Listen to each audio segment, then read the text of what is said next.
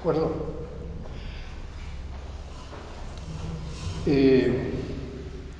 Este ejercicio de presentación, lo digo antes de abrir el texto,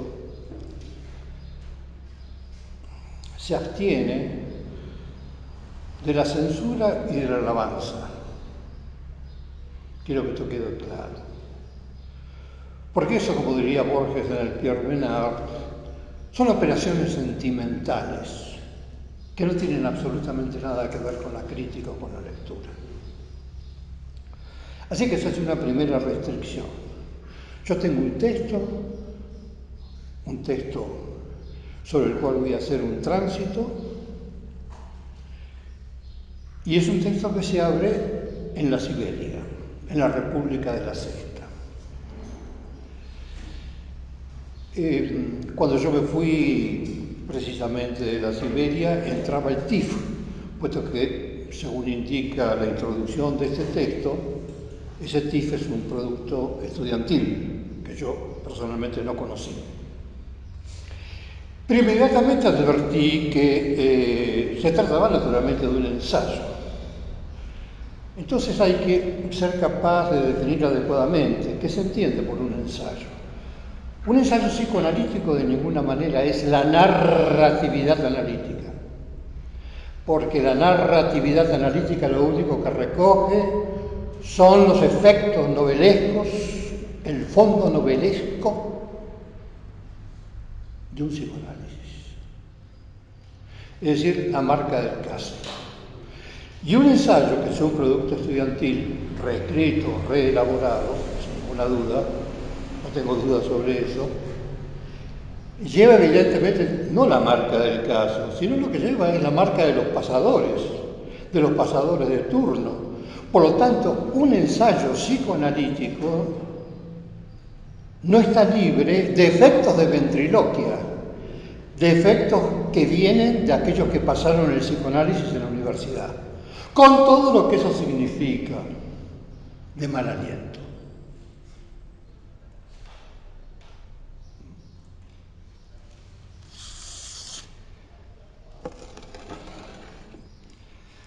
¿Cómo sé que esto es un ensayo? ¿Qué prueba puedo ofrecerles a ustedes? ¿Saben por qué es un ensayo? Por el silencio que el texto guarda con respecto a la sexualidad. Cuando se lee, no solamente hay que leer lo que está escrito, hay que leer lo que no está escrito. Hay que leer en los márgenes, en lo que no se dice, en lo que no ha sido pensado. Todo silencio que rodea un texto, por definición, pero todo silencio es un silencio sobredeterminado, es un silencio que hay que interrogar. ¿Por qué el ensayo se caracteriza precisamente por esa exclusión? ¿O es un olvido?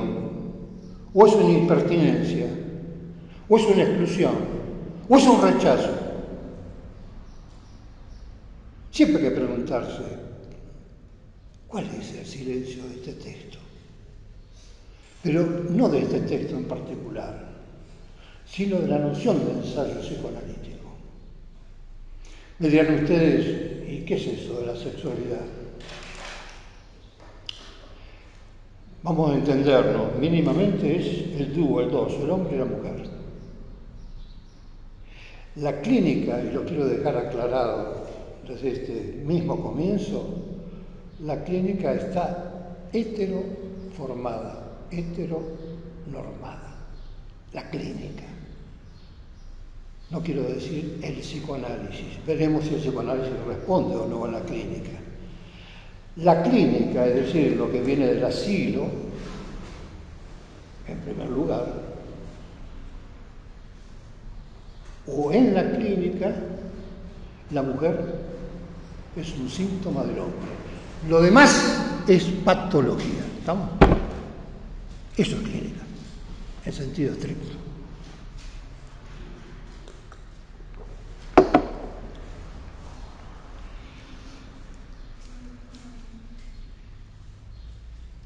Vamos al primer recodo del texto, que yo llamé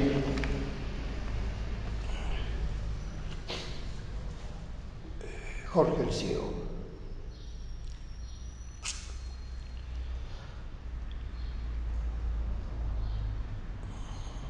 El texto, allí en su comienzo, muestra una aspiración formalista bien clara. No hace falta que yo les diga que están los nombres ilustres de Cantor, de Hilbert, de Gödel. Lacan resumía admirablemente el teorema de Gödel diciendo: la verdad resiste al saber.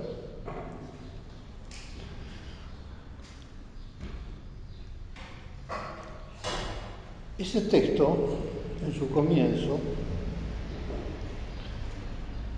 esa aspiración formalista, yo personalmente siempre la recibo bien, porque me parece claro que Lacan no quería para el psicoanálisis locos literarios. El designio inquebrantable de Lacan fue siempre una ciencia. Un Steckel o un Reich, eso eran efectivamente locos literarios. Él quería hacer del psicoanálisis una ciencia. Sobre todo en el momento en que enseña en la Escuela Normal Superior, con ese público selecto de los normalistas franceses. En una entrevista que le hace Piordet, Lacan dice, con el desparpajo que lo caracterizó siempre, dice: lo que yo hago ahora es epistemología. Claro, entra en la Escuela Normal Superior Lacan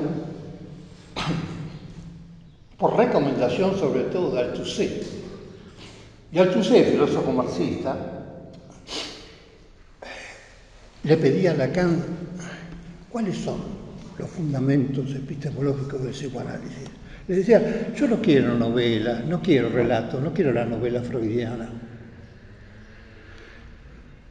¿Y saben por qué? Porque para Althusser los secretos del psicoanálisis estaban en la teoría.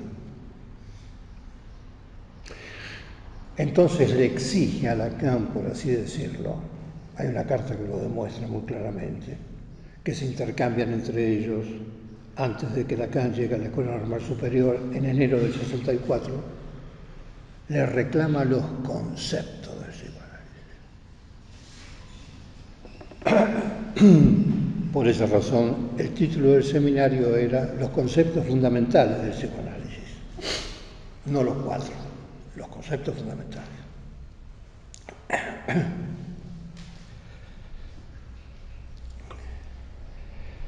Pero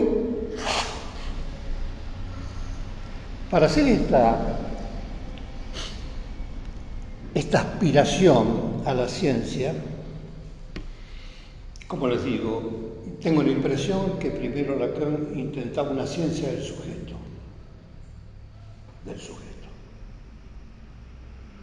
y después una ciencia de lo real. Tenemos que dirimir, digamos, qué es ese real, ¿no? Para no caer en un misticismo de lo real. Por supuesto que el primer recurso que Lacan toma y que el texto advierte es Descartes. Son las meditaciones metafísicas de Descartes, esas 6 días de meditación junto al fuego, con su bata y el invierno por fuera del cuartel.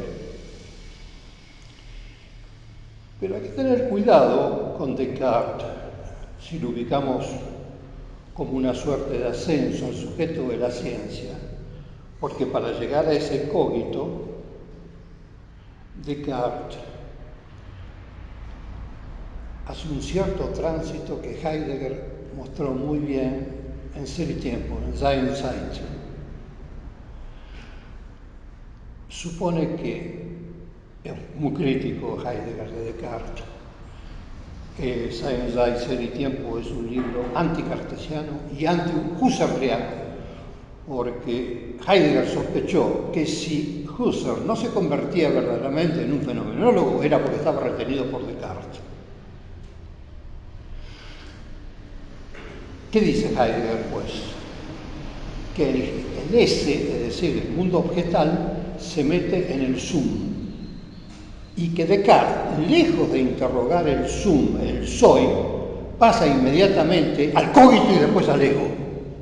Y ese tránsito, que hay que llamarlo por su nombre, que es una operación apatética. Y le nombro eso porque también el psicoanálisis es un procedimiento apatético. Porque el síntoma es lo patético.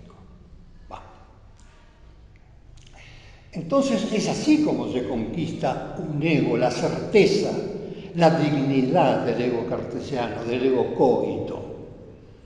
Lacan hizo varias lecturas de ese ego. Pero ¿cuál es? ¿Cuál es en el fondo el gran problema? El gran problema del sujeto. ¿Saben cuál es? Que el sujeto está afectado por un sexo.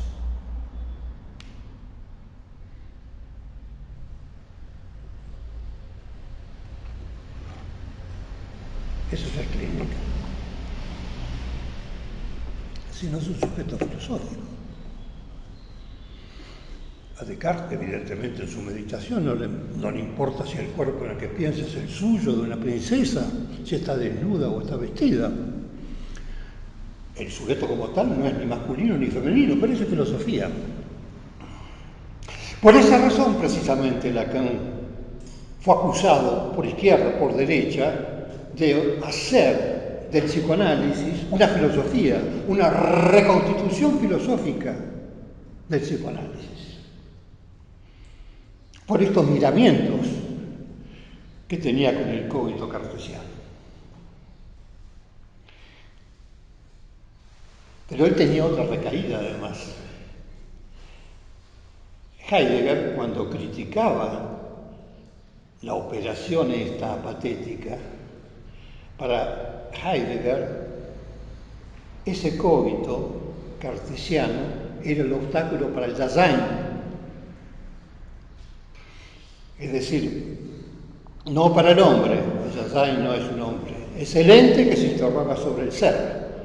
Y el obstáculo era precisamente Descartes, puesto que había dejado ese suma, ese soy, a ese ser sin interrogar, como decía Heidegger, en una oscuridad o en una incertidumbre o una incerteza ontológica. Hay que desprenderlo en Descartes al ser, que es justamente lo que toma Heidegger en Sein und Zeit, el Dasein. Y Lacan, que flirtió largamente con Heidegger, con Sein und Zeit, también se dejó confundir.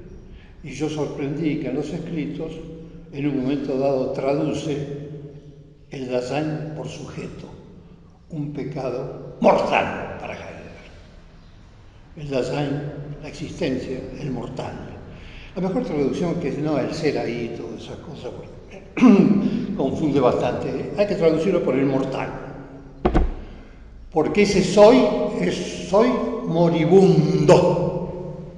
Soy siempre un ser hacia o para la muerte.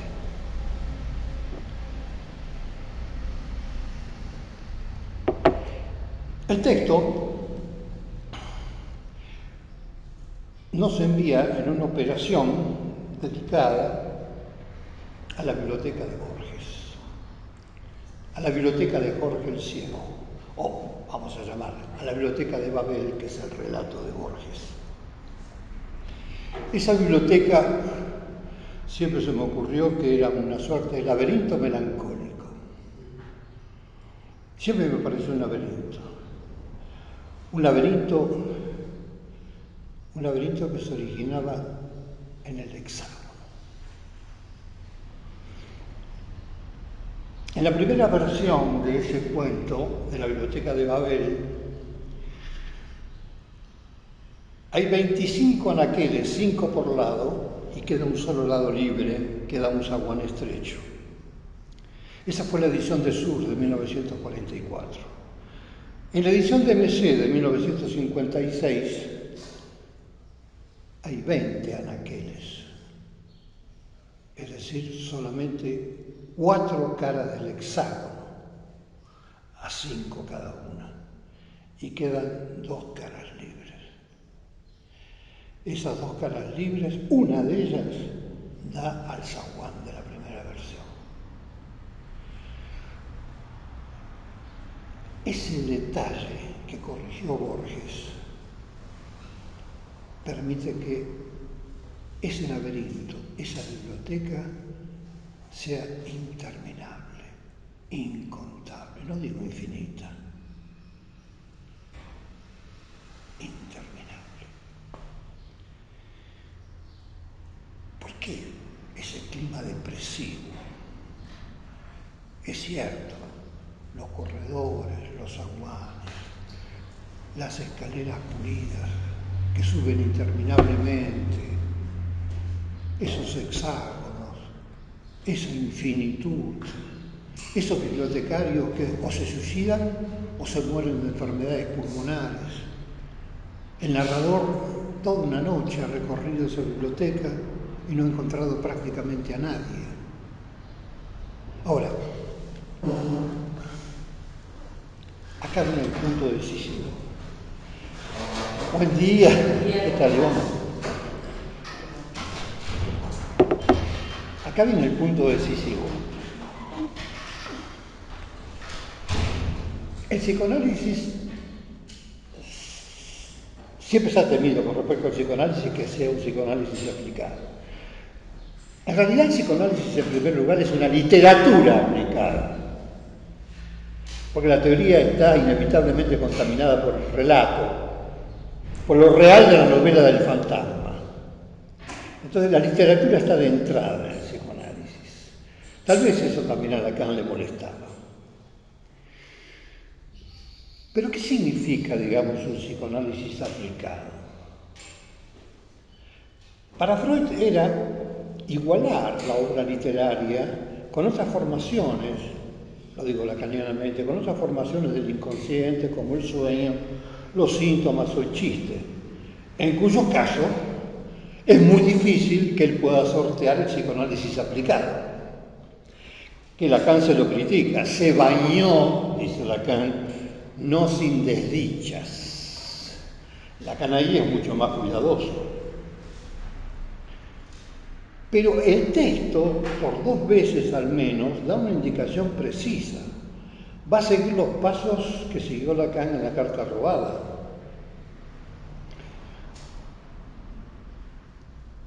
La determinación formal que el sujeto recibe del significante.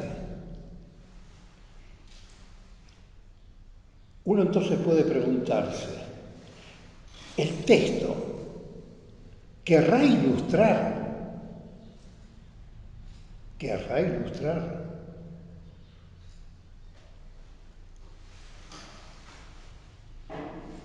¿Querrá ser un ejemplo de un teorema, de una ley o de un axioma del psicoanálisis?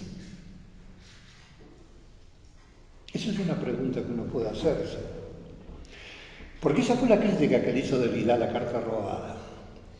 Es que la carta robada era una suerte, en el tratamiento que hizo Lacan en su seminario, de ilustración de una ley. Y la literatura de ninguna manera ilustra nada, porque la naturaleza misma de la literatura es que sea indecidible, ingobernable e inmodelizable. No puede ilustrar nada. El texto no muestra esa intención de ilustrar. El texto muestra llevar operadores lacanianos. Pero hay que ver si no se sustrae o sí a esa ilustración. ¿La ilustración de qué? De que no hay otro del otro. Ilustra la biblioteca de Babel, el laberinto ese, que no hay otro del otro.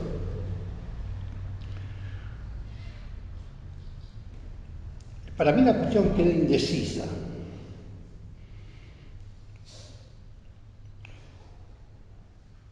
De todos modos, me parece que había que plantearlo.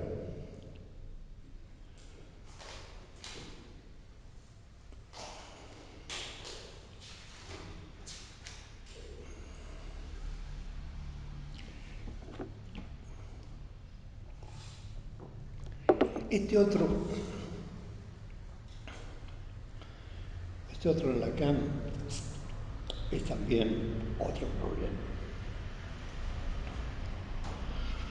Porque ese otro, que aparecía como el tesoro de lo significante, como un lugar, se convierte en otro cuerpo y sexual. El otro es el otro sexual.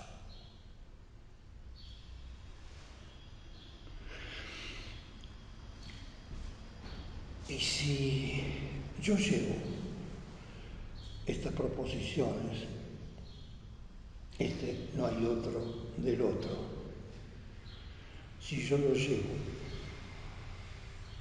al esquematismo borromeo, a los nudos, me encuentro con que ese no hay otro del otro es un verdadero agujero que está fuera de lo simbólico. Está fuera de lo simbólico.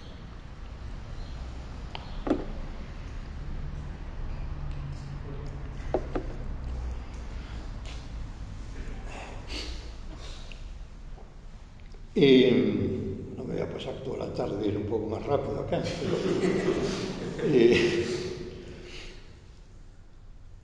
En otro pasaje del texto se hace alusión al cabezón de Joyce.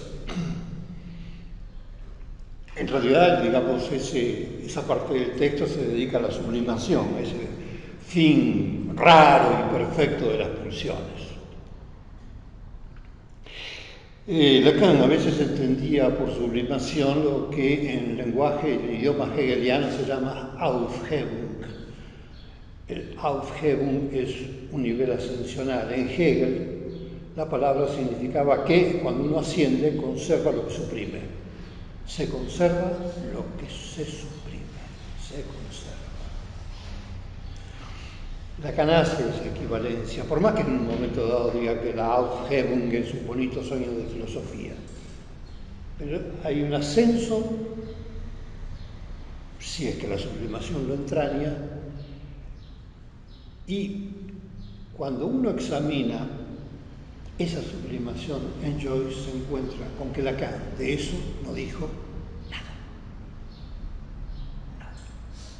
A propósito de Joyce, ustedes pueden examinar todo el dossier que tenemos al respecto, no solamente el seminario 23, que lo teníamos precisamente en la cátedra como cuarto seminario. En mi programa teníamos el 3, el 10, el 20 y el 23. Bueno,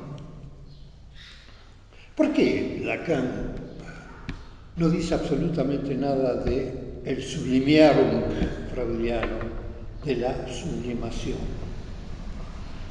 Por una razón muy simple, porque en ese momento él está con sus nudos, mete a Joyce contra las cuerdas del nudo, y en el nudo no hay ningún vacío que era esencial para el tratamiento de la sublimación en la ética del psicoanálisis.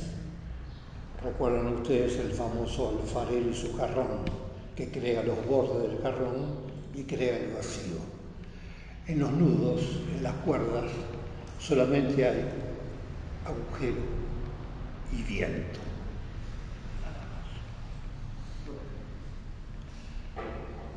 Hay.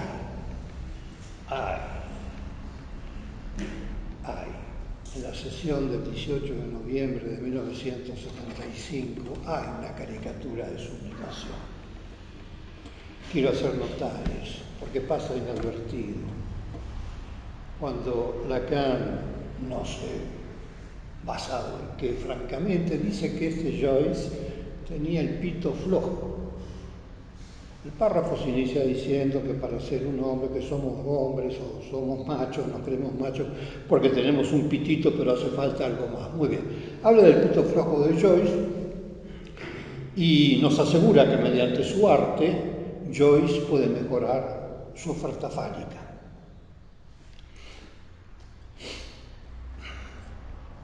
Pero lo que hay verdaderamente en Joyce, y Lacan utiliza un término muy expresivo en francés que es escabeau. El escabeau es un banquito, un alzapié, una tarima, que Joyce se sube en la tarima, se levanta, volvemos otra vez a ese nivel ascensional, por su ego, por su glorioso ego. En realidad, digamos, el ego lo tuvo siempre, Joyce, incluso antes de escribir una sola palabra. Pero bueno, démosle crédito a Lacan sobre este punto. Pero allí es imposible, con ese seminario 23, es imposible hablar de sublimación en los términos en que hemos hablado siempre desde Freud en adelante. Para Freud ustedes saben que ese fue siempre un concepto, ¿no? Se habla incluso de un manuscrito que rompió, insatisfecho por lo que había planteado con respecto a ese sublimiar. Vamos al otro frunce del texto. Yo hablo del texto porque en este momento yo tendría que plantear que yo creo, es una doxa, es una opinión, que el significante de Lacan es un significante jacobsoniano. Creo que Jacobson interrumpe un poco la historia que viene de los estoicos y pasa por San Agustín hasta llegar a Saussure. El significante en Lacan es jacobsoniano, se lo podemos leer eso en Aum, en Ancor, en el seminario 20, en la clase dedicada a Jacobson estaba presente. ¿Por qué? Porque hay dos cosas que dice Lacan que son interesantes al respecto. Una, que de ninguna manera el significante se soporta fonemáticamente, no fonemáticamente, o que el fonema no es el verdadero soporte del psicoanálisis, lo cual hay que creer que se trata entonces del significante entendido por Jacobson como una unidad tónica, no fónica. En el fonema hay rasgos distintivos, y cuando Lacan dice que el significante se oye, lo que se oye efectivamente son los rasgos distintivos que en general son menores en número que los fonemas de una lengua. Y después deja de ser jacobsoniano, porque un significante que hurga en la sustancia gozante del cuerpo no puede ser jacobsoniano. O sea, un significante como causa del gozo no es jacobsoniano.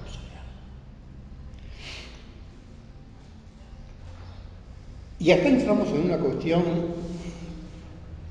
que el texto recoge con mucha precisión, que es el asunto de las psicosis. Hay que acostumbrarse a decir las psicosis, decir la psicosis es una reducción que desde el punto de vista clínico es absolutamente falso.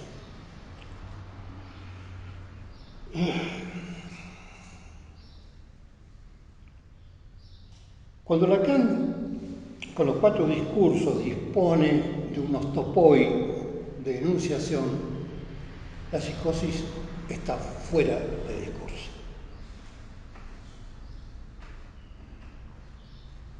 Fuera de discurso, es decir, la psicosis no hace discurso en el sentido de los 4 discursos de Lacan. Habría que preguntarse por qué. Hay una clave, y se los diré de inmediato. La clave es que en la psicosis no hay semblante de faro. En consecuencia, no hay lugar del semblante. En consecuencia, los lugares de enunciación están absolutamente dislocados. En consecuencia, no hay discurso.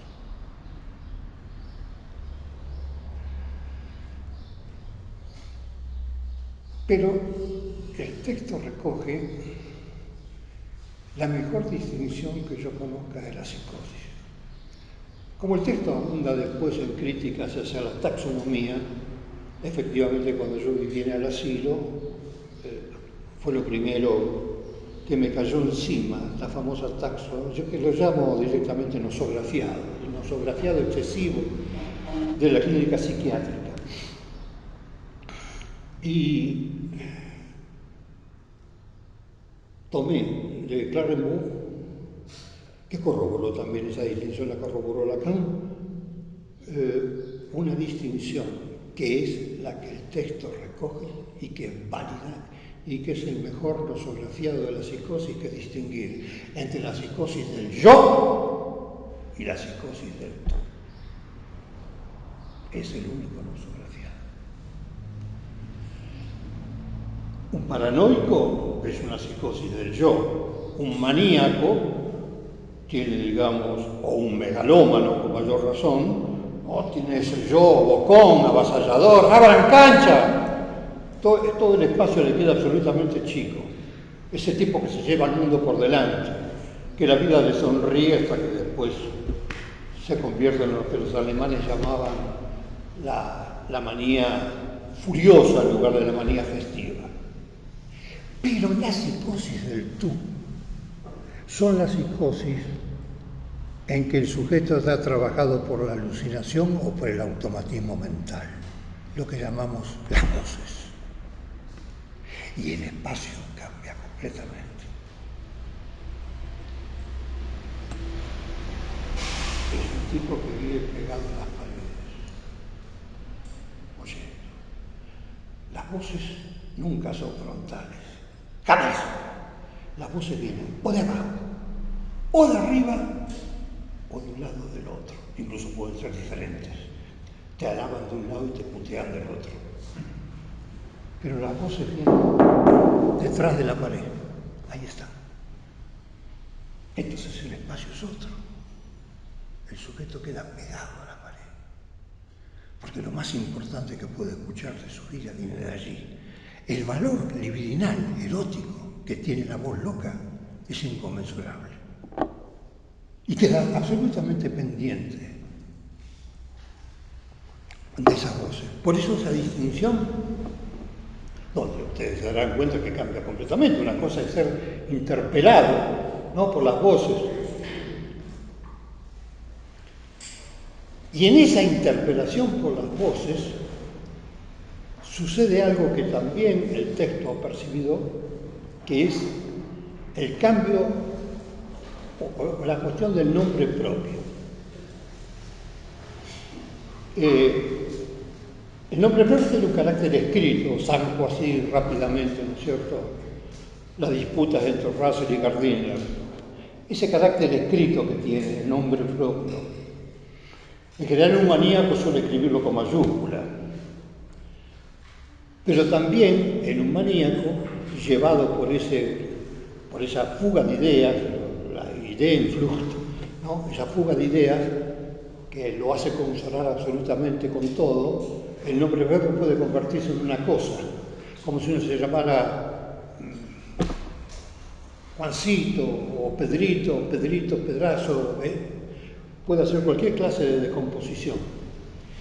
Lo que es muy notable, yo lo describí a propósito de un poeta alemán, Hölderlin, es en esa psicosis del tú, donde el sujeto experimenta lo que se llama la catatonía. La catatonía es la perfecta imitación de la muerte, del rigor mortis, del cadáver. Uno le puede imponer ese cuerpo, parece un cuerpo de cera, uno puede modificarle las posiciones y queda como una estatua, petro, impertérrito. Cuando el sujeto sale de ese estado de catatonía, de esa muerte actuada, se bautiza y toma otro nombre. En Hölderlin, por ejemplo, Quilla Lucimeno firmaba o Buonarroti, o Scardanelli. Bueno, ahí yo investigué un poco por qué esa afición de Hölderlin por la lengua italiana, por los apellidos italianos. Bueno, de modo que lo que puede ocurrir con el nombre propio es variadísimo, pero está siempre comprometido en la psicosis, siempre, de una manera o de otra. Es invariable eso.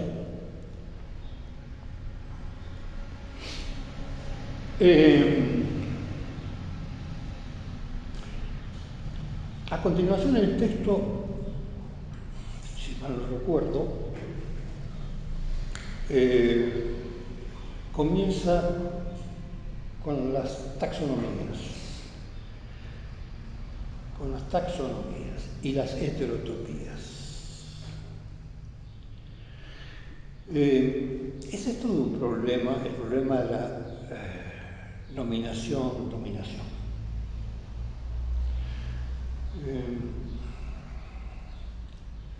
Sin duda, yo jamás escuché tantas veces hablar como en nuestro tiempo de autismo y de diferentes formas de autismo. Sin duda comparto el criterio del texto de que la infancia está absolutamente etiquetada. Eso no me cabe la menor duda. Pero el texto está inquieto por la cuestión de la heterotopía. La heterotopía es un término que apareció con Michel Foucault en Las palabras y las cosas, un libro aparecido en abril de 1966, editado por Gallimard. Al poco tiempo después, el término de heterotopía, el concepto de heterotopía, que ahí estaba planteado con la famosa biblioteca china de Borges. Pero al poco tiempo, Michel Foucault es invitado en diciembre de ese año por la radio, en un programa de difusión cultural, y pronunció una excepcional conferencia, mejor dicho, fueron dos, durante el mes de diciembre del 66, del mismo año, sobre la heterotopía, pero ahora entendida como espacios diferentes urbanos. Esa conferencia la repitió después en marzo con arquitectos que recogieron inmediatamente esta idea de Michel Foucault. Michel Foucault tomó de Bachelard, tomó esos lugares encantados, esos lugares con los que uno sueña en la infancia, por ejemplo, una tienda de indios, o hacerse una casita de cartón en el patio para meterse adentro cuando llueve, o la cama de los padres, esos diferentes espacios, pero le dio una extensión inusitada y consideró otros espacios: el prostíbulo, el asilo, el cementerio, las prisiones. Y habría que agregar después el sauna, pero eso vino más tarde.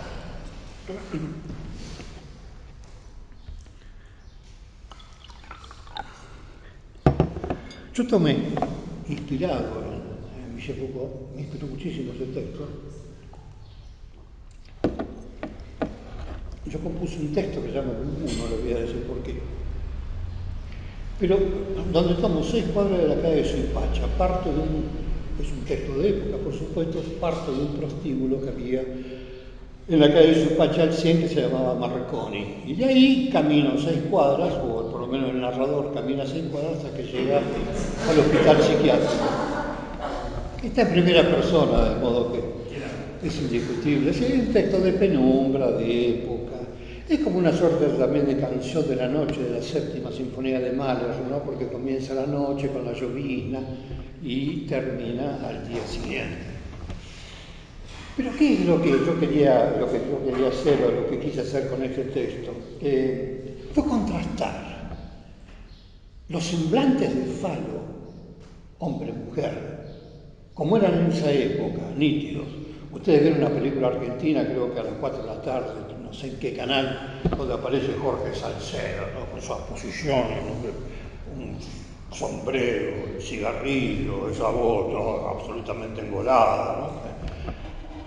Comparar entonces los espejos, los semblantes de falo hombre-mujer, bien distinguidos anatómicamente, sin duda, el ruido de la palangana de permanganato que había en las habitaciones,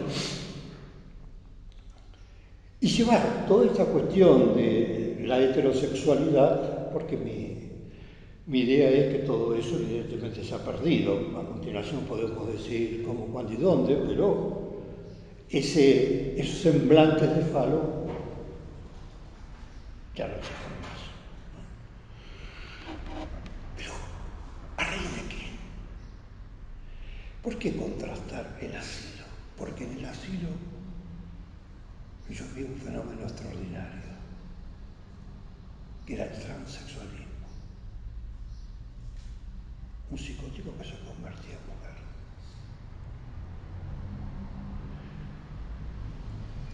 Que se robó un corpinito y una ridícula bombacha.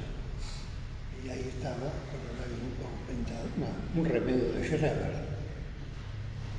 Pero ese transexualismo, Lacan utilizaba el término transexualismo, les aclaró, solamente para el fenómeno psicótico, no para el caso de travestis, ¿no? ¿Pero qué era eso? Sí, claro, era el empuje al otro sexo. Pero entonces, la identidad de los sexos es tan sólida. ¿O hay una fragilidad intrínseca al sexo que pueda virar? Después presenté un caso en Oliveros, que lo hizo con Tardo Caligari la presentación, de un transexualismo femenino, con cambio de gramática completo. Pero, en el fondo, ¿cuál es la cuestión? La cuestión son los semblantes fallidos. No los semblantes de falo, sino semblantes fallidos precisamente por la cuestión fálica, por el concepto mismo de forclusión.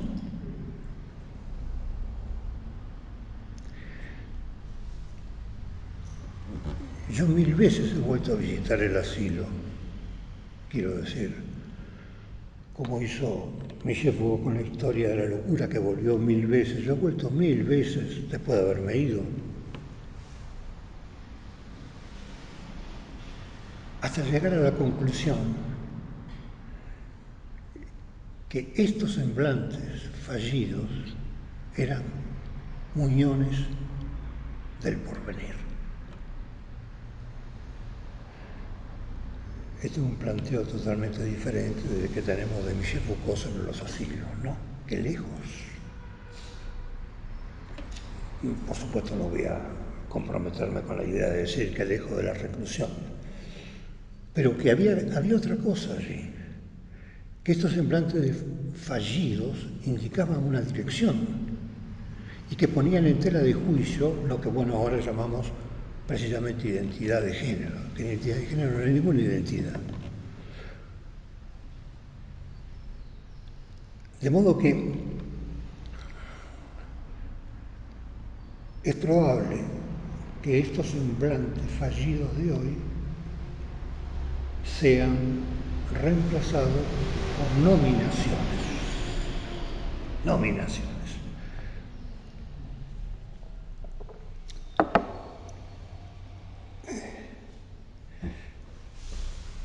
Es decir, yo veo que la ciudad reclama, demanda nominaciones, pero no solamente en el campo de la salud mental, sino en el campo de la sexualidad. Reclaman nominaciones porque el nombre hace entrar el síntoma en un lazo social. Gay, lesbianas, bach, femmes, drags, son todas nominaciones. Son nombres de síntomas. Porque quiero decirles que hoy, a mi juicio, la sexualidad está reducida a la sustancia del síntoma. Estamos del lado del no todo y del síntoma. para llevar operadores lacanianos a la ciudad. Lo que indica, a mi juicio, una feminización del lazo social y síntomas que pueden no tener ninguna relación entre sí. Aquí, digamos, no quiero entrar ahora, podemos hacerlo si ustedes quieren, de la distinción de Santón y síntoma, porque eso nos llevaría toda la tarde. Yo hablo de síntoma, y ahí soy estrictamente freudiano.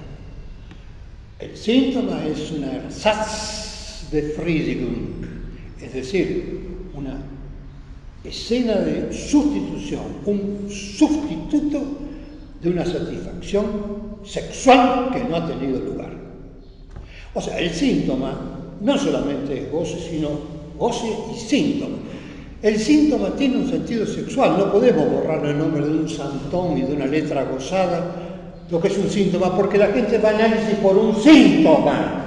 Eso es lo que lleva a un análisis. Y el psicoanálisis es un tratamiento del síntoma. Y el síntoma reducido, lo que se llama santón. Es decir, una identificación al síntoma y un final de análisis.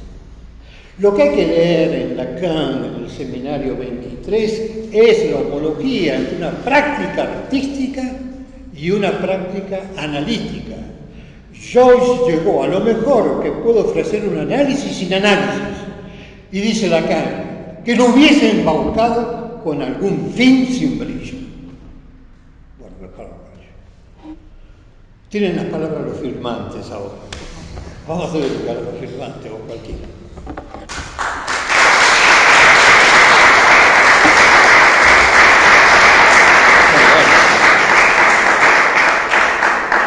Déjenme decirles que, por supuesto, lo que acabo de decirles fue inspirado, me fue soplado por este texto. Y eso se lo hablé a los firmantes.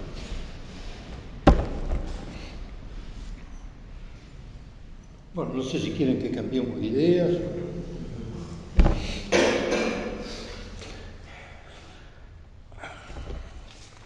Realmente ha sido, suelo decir, un placer escucharte y la resonancia que te ha provocado el texto.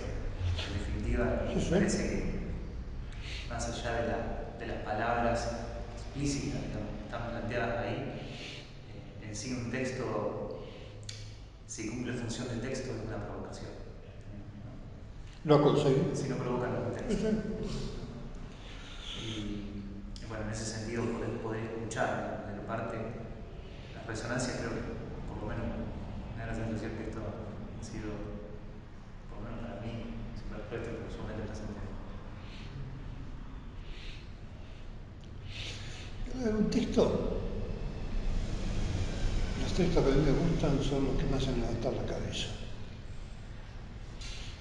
Cuando algún párrafo me toca, yo inmediatamente levanto la cabeza, giro la cabeza a la derecha y por la ventana veo el cielo. Y el texto este me hizo ver varias veces el cielo. Y esto no es, ahora estamos fuera del ejercicio de presentación.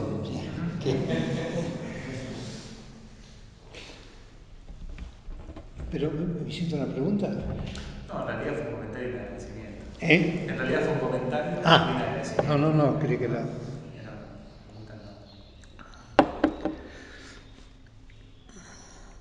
Por otro lado, sin duda, para que podamos charlar, no son preguntas estrictamente, pero en algún momento fue leerlo para poder hacer también la presentación en la UNR y bueno, en esta relectura del libro, no sé si llamarlo relectura, siempre es una lectura. Fui encontrando cosas distintas, digamos, no solamente a mi texto, digamos, que resulta algo sumamente ominoso, digamos, ¿no? Porque lo siento tan lejano en algún punto, sino que al leer a los otros compañeros y autores del libro, me di cuenta que de algún otro modo, implícitamente hemos trabajado sobre una idea del psicoanálisis que es su soporte extraterritorial. Incluso lo conversábamos la vez pasada. no hay modo de que el psicoanálisis pueda sostenerse si no es a partir, digamos, del lazo de la interacción y de la interlocución con otros discursos. Y bueno, la otra vez conversando, recordábamos esto, como Freud lee Sófocles. Bueno, en la edición que yo tengo, el verso 980, y la edición de Sófocles, ahí Yocasta le dice, digamos, al tipo, bueno, tipo, yo sé que los hombres en sueños lo que hacen es fantasear, que se acuestan con sus madres. Y el tipo, digamos, en un verso de Sófocles en voz de Yocasta inventa el Edipo y la idea de los sueños, ¿no?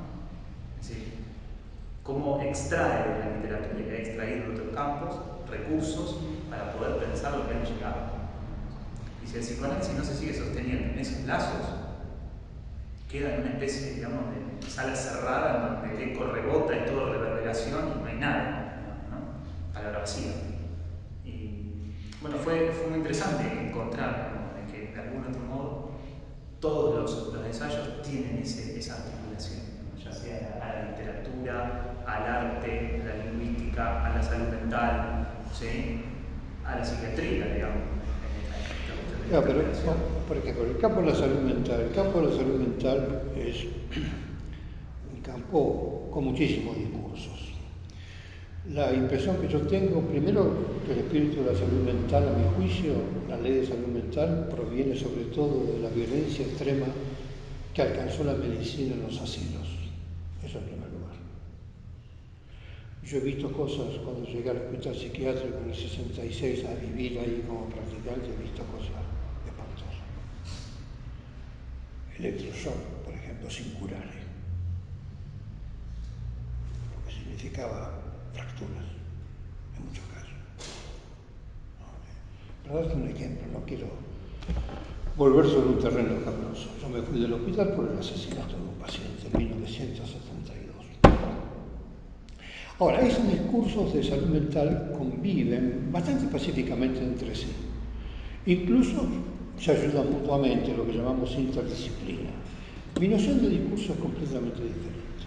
Para mí, para hablar de discurso, que siempre tiene un régimen de veredicción bastante dudoso, pero el discurso tiene filos.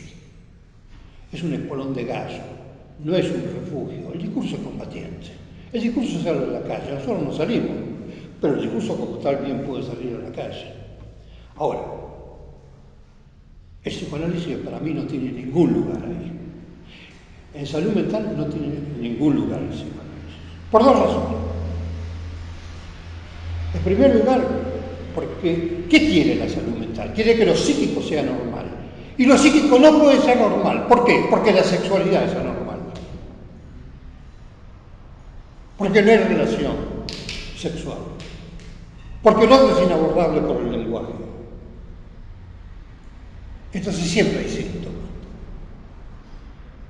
Y eso ya compromete uno de los designios de la salud mental. No hay paz sexual, para decirlo nosotros.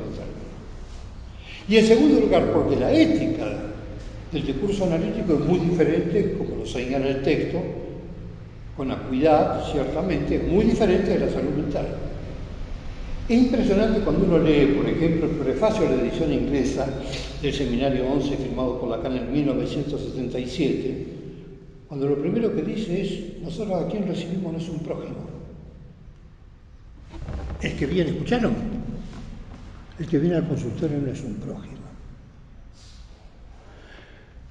El analista no es ningún samaritano, no viene de Samaria. Y la ética del vele bonum aliqui no es la ética del psicoanálisis.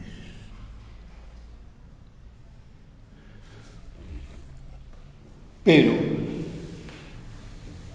el psicoanálisis es una operación del síntoma. Yo, para distinguir psicoanálisis de clínica, siempre prefiero decir que el psicoanálisis es un acto. En primer lugar, para mí, es un acto. El acto psicoanalítico. Y una doctrina o una teoría. Pero es un acto. No es una disciplina que viene del asilo, no es la clínica, no, es un acto. Es un acto con un desenlace. Hay que cuidarse de no internar a un paciente en un diván, porque repetiríamos el gesto de la psiquiatría. En Lacan hay un movimiento, vamos a decirlo con propiedad, hay una serie de, precisamente, de movimientos, como yo calificaba hoy, de ¿no? De ascensión. Lacan se va despegando de la sexualidad anatómica.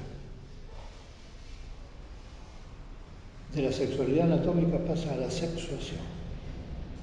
En la fórmula de la sexuación intenta hacer coincidir la lógica del todo y el no todo con la sex ratio, es decir, con los sexos anatómicamente, hasta que en 1973 dice, pueden elegir.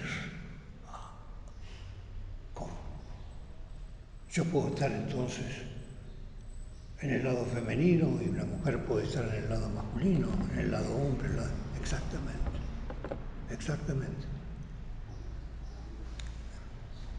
Es ahí cuando evidentemente el hombre y la mujer, son mitades lógicas, no son ónticas, volviendo a lo que decíamos hoy.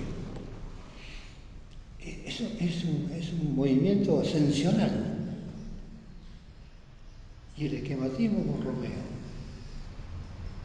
arruina definitivamente la fórmula de la sexuación.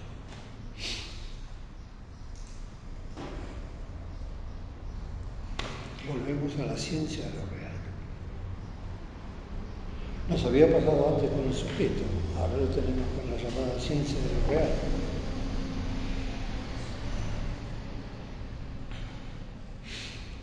En consecuencia, digamos, la sexualidad está reducida al síntoma.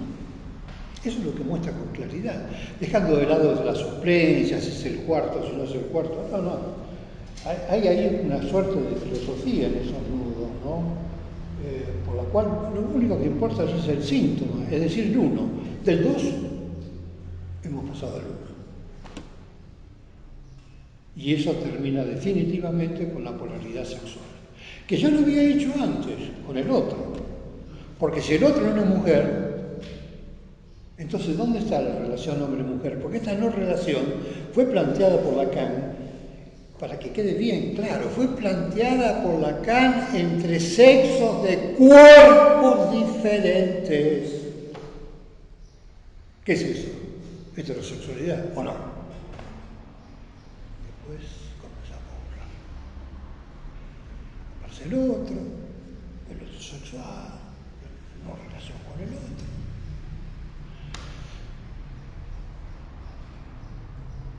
Sin duda que algo pasó. Es muy probable que Lacan, que fue investido por los movimientos feministas de la época, algunos atribuyen esa modificación en las fórmulas, pueden elegir, lo atribuyen al efecto del movimiento feminista francés de esos años, de Antoinette Fouquet en primer lugar. Es muy probable. Ahora, evidentemente, en la Siberia hay otra serie de discursos, ¿no? Hay marcado feminismo, tienen un blanco perfecto, que sería que Lacan habla lo macho, duda. Una crítica que se le ha hecho, pero bueno, yo considero que nadie ha dejado las marcas sexuales tan bien dispuestas como las hizo Lacan, ¿no? Eso me parece claro. Así que eso sería, digamos, una suerte de blanco perfecto, ¿no? Pero la cuestión del síntoma es lo único que se ha mantenido impertérrito en toda la historia del movimiento analítico. El psicoanálisis es coextensivo con el síntoma. Y si el psicoanálisis se pierde el síntoma. No su virulencia, sino la posibilidad de analizarlo. Pero es coextensivo con el síntoma. Sin la noción de síntoma no hay psicoanálisis. Y evidentemente Lacan se volcó totalmente. También hay todo un desplazamiento de Lacan, porque en un principio el síntoma para Lacan era la metáfora la metáfora de un trauma, y después un goce, síntoma, ¿no? Sobre el que tanto puso el acento. Pero eso es una diseminación de síntomas, a las cuales probablemente los cuerpos deban adecuarse, que es por otra parte lo que está sucediendo. Así que no tiene mucho sentido aferrarse tanto a los semblantes ya, ¿no? Los semblantes, yo creo, había un bolero que decía: siento mucho, mujer, pero es tarde, esta llama de amor ya no arde. Exacto. Se apagó la llama de la relación heteroformada. Estamos en otro tiempo. Y también hay un problema con los semblantes institucionales, ¿no? Las adjetivaciones del psicoanálisis, las orientaciones del psicoanálisis. Si está orientado, está adjetivado, el lenguaje inclusivo es una muestra clara, ¿no es cierto?, de que hay un lenguaje no sexista, ¿no? No binario.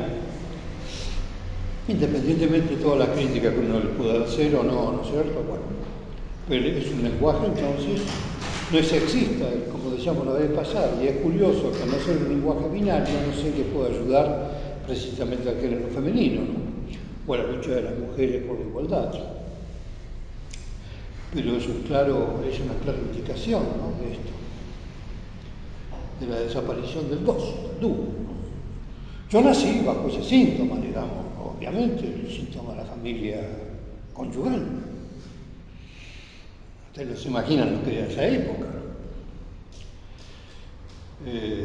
La época del semblante, ¿no? La época de los semblantes. Había que... Hay un cuento inolvidable de Fontana Rosa respecto en el Café del Cairo, ¿no? Alguien que era considerado homo hasta que acertó con quién era el número 5 Rosario Central, no sé en qué año. No, entonces no puede ser. Bueno, retrata la época maravillosamente, un solo cuento.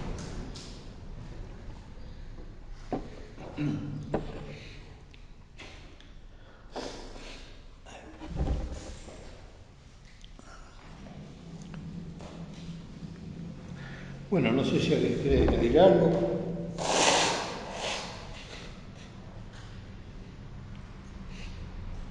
Yo prefiero conservar los operadores lacanianos, ¿no? Pero el no todo en definitiva entraña algo, entraña que la misma castración está puesta en juego.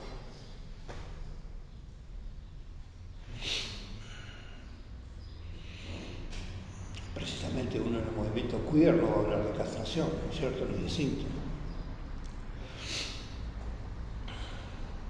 Una lógica del no todo, justamente el no todo castrado, ¿no?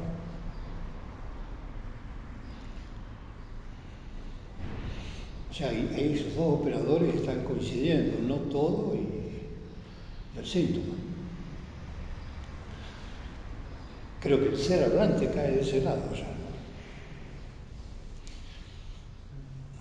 Bueno, por eso era la invitación a que podamos discutir estas cosas. Bueno, ustedes tienen por delante ahora ese congreso que organizaron allá en la Siberia.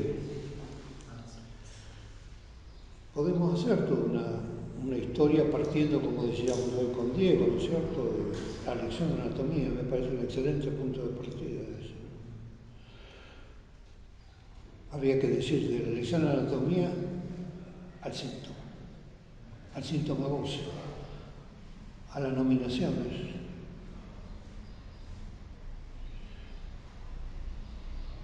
Entonces, esa mutación cultural, ¿no?, que ocurre delante de los ojos de uno. Tal vez yo lo percibo mucho más por la edad, evidentemente, ¿no es cierto? Yo mismo estoy sorprendido de lo que estoy diciendo ahora, pero... Volví a plantear la idea de discurso que vos tenés. Dijiste, bueno, como una cuestión combativa, que si el psicoanálisis no hay. Nosotros no podemos discutir con la psiquiatría, no podemos discutir porque tenemos esos operadores lógicos que nosotros tenemos no son los mismos, no estamos hablando de lo mismo. ¿Sí? Pero ¿por qué no podemos? Más más allá que no sea lo mismo. Que nosotros Porque son discursos muy diferentes. Pero son discursos, porque pareció como, Sí, sí. pareció como que decías no es. El discurso de la clínica es un discurso que se mantiene todavía en el fondo de la ciudad, ¿no es cierto? Sin ninguna duda. El DSM-5, digamos, los sexos están perfectamente contemplados, ¿no? O sea, se atiene a toda esa disposición heteronormada. Sí. Evidentemente no pasa lo mismo con el psicoanálisis, ¿no? Por supuesto. Lo que yo digo es que si no seguimos charlando entre nosotros y se hace una cosa endogámica, donde, claro, discurrimos en los conceptos psicoanalíticos, pero bueno, no discutimos con otros, como decía Javier. No sé si con la psiquiatría, te digo. Sí, yo creo que el gran problema de convertir la sexualidad, o que toda la sexualidad se haya reducido a la sustancia del síntoma, son probablemente la diferencia y el odio. Eso sí creo.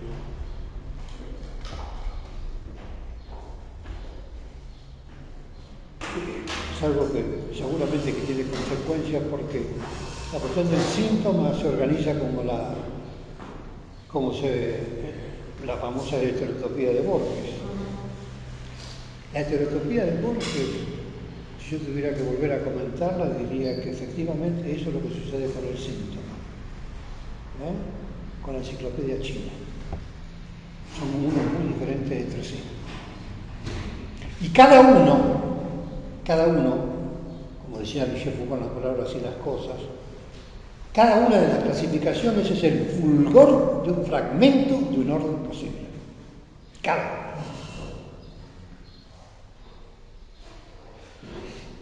Pero en la enciclopedia china, la cuestión del síntoma es sin orden, sin ley, sin gramática, lawless, no lo like, lawless. Suelto. Hay que ver con estos movimientos, porque ¿qué es este colectivo LGTB? ¿Qué son LGTB? Porque el reclamo la ciudad, el reclamo al Estado, el nombre, el reconocimiento, los derechos, etc.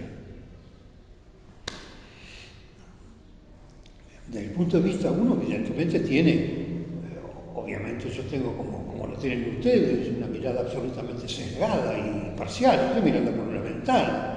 Es la ventana en la que me eduqué, me formé, nada más, ¿no es cierto? Sin duda hay otras. Ahora, no puedo dejar de ver como clínico, obviamente. No solo es eso. Porque en el psicoanálisis siempre ha habido un interés por la ciudad. La cuestión de los casos no se agota en una casuística, Freud bien claro, sino por la ciudad y el ciudadano.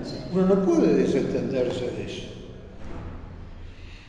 Lo que pasa es que, tomando tu lenguaje, ¿no es cierto?, estos operadores de la enseñanza de Lacan, evidentemente, bueno, hay que llevarlos a la ciudad. Porque si no, el discurso funciona como un repliegue, una base de operaciones, termina siendo una secta, una cosa esotérica entre unos pocos, una murmuración. ¿Pero qué es eso? ¿Cómo? Hoy decíamos, vos me decías con una opinión diferente, ¿no es cierto? ¿Por qué nos ha interpelado? Yo no he escuchado todavía voces airadas que se levanten a decir algo. Es probable tampoco. Lo que sí he escuchado es una queja con respecto a ciertos silencios. Eso sí.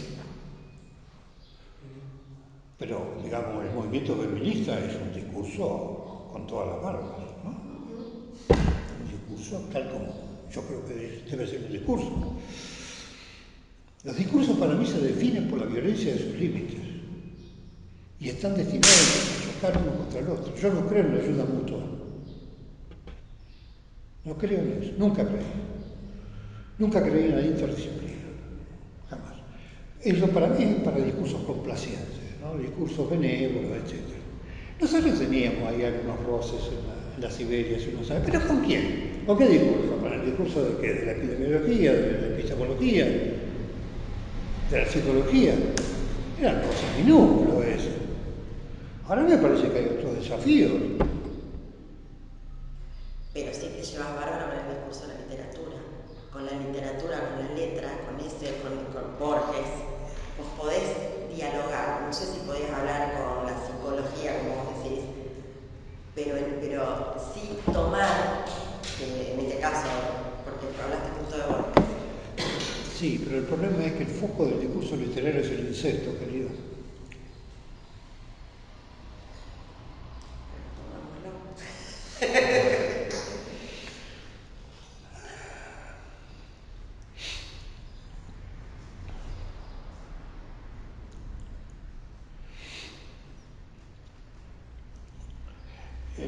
Llegamos en el primer comunicado de Cotone, ¿no es cierto?, sobre el lenguaje inclusivo. Ahí se mezclan cosas que son muy diferentes. Hay una distinción que hizo Gail Rubin, sobre la cual hablábamos hace un rato con Javier, en el tráfico de mujeres, en la discusión con Butler, entre sexualidades o sexo y géneros. Son cuestiones muy diferentes. ¿Alguna vez mostró interés Foucault por las cuestiones de género? Jamás. Pequeño índice. ¿Y cómo? ¿Cómo confundimos? ¿Cómo es esto? Francamente, porque el lenguaje inclusivo, ¿en qué puede ayudar la lucha?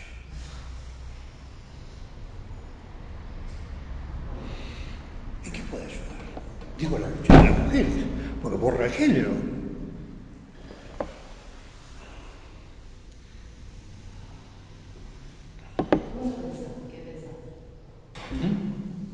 ¿Qué pensás de eso, precisamente?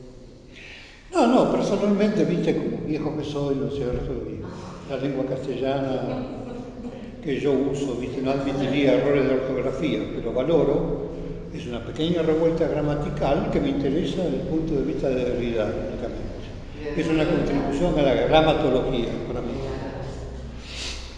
Eso muestra bien claramente que no existe ninguna escritura que sea completamente fonética, que era la posición de Derrida. Al paréntesis nosotros, las comillas, tenemos que indicar. La escritura no es fonética. No, decía que hay una cosa bastante llamativa, que esto del movimiento LGTB cada vez tiene que agregar más letras, ¿no? Lo cortaron con un más, ¿no? Lo decías vos Juan la pasada. Claro, pero fíjate vos que Juan se detiene en la cuestión de los 25 símbolos de la biblioteca de Babel. O sea, 23 letras, 22 letras, el espacio, el punto y la coma.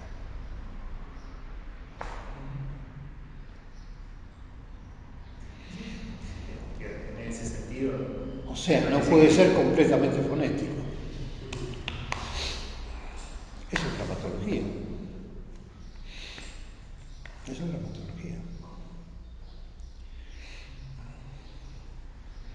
Pero no veo dónde está la contribución, volviendo otra vez, ¿no?, al comunicado de Cotone, ¿no? A ver. Pero es lo que estaba planteando recién. Ahí, a ver, esta proliferación de letras, en el LGTB, todo lo que seguía, marca que hay claramente posiciones y nominaciones distintas que después quedan producidos de una sola letra. Digo, todo lo que escriben por un lado lo borran con el codo por el otro, digamos, ¿no? Una cosa bastante interesante. Bueno, pero la vez pasada decíamos contigo, bueno, valora la letra, ¿no? Eso sí, la valoración de la letra, sin ninguna duda. También puede ser un sol naciente, un sol menguante, no sé, o una arroba, lo que fuese. Pero eso es, por eso digo que eso es dramatología. Pero no veo cuál es la contribución, ¿no? La verdadera contribución sería la nominación, el decir de la nominación. Eso sí contribuye. Movimiento LGTB, bueno, ¿qué somos? ¿Quiénes somos? ¿Quién está acá? ¿No? Por ejemplo, toda la distinción que hacen los norteamericanos, ¿no?, entre el drags, ¿no?, los travestis, los que arrastran la ropa, de acuerdo con el teatro isabelino, de ahí viene el término drag, arrastre. Las performances, los performativos. Eso sí, eso es la... ¿Por qué, por ejemplo, Gail Rubin, por qué se apartó del feminismo? O sea, ¿por qué dejó las cuestiones de género? ¿Por qué planteo directamente la cuestión de la sexualidad? El sadomasoquismo es una cuestión de género, la práctica de seime es una cuestión de género, no, en absoluto. En el sauna, que se plantea una cuestión de géneros, en el fistfucking, una cuestión de género.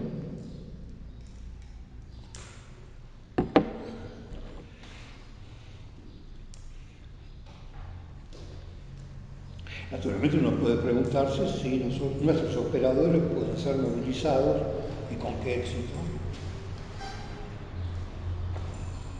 ¿Te acuerdas cuando Luce decía hay que acoger los estudios gay y lesbianos? ¿Qué significa acogerlos? ¿Qué es un amplio significado eso? ¿Qué operación es esa, no? Y después, ¿te acordás, Diego, que él se plantea? Claro, que la cuestión del síntoma. Evidentemente. En un movimiento queer, la teoría queer, nadie se plantea la cuestión del síntoma. Y al psicoanálisis siempre se lo toma por heteroformado.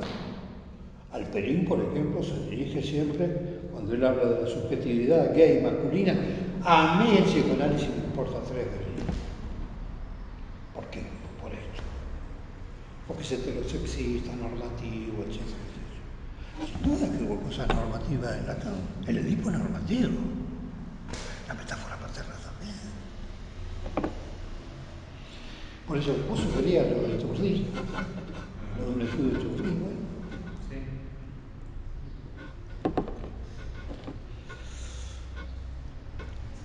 Bueno, ponemos punto final. ¿Qué defendemos acá?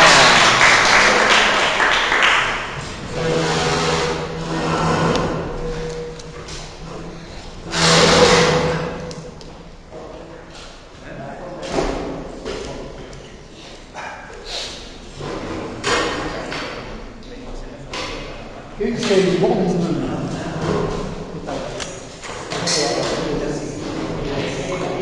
Corriendo un poco, voy Bueno, a llegar. sí. Así que muchas gracias.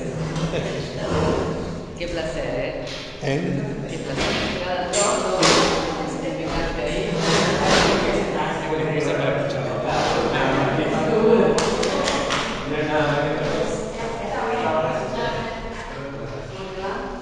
Encantada de la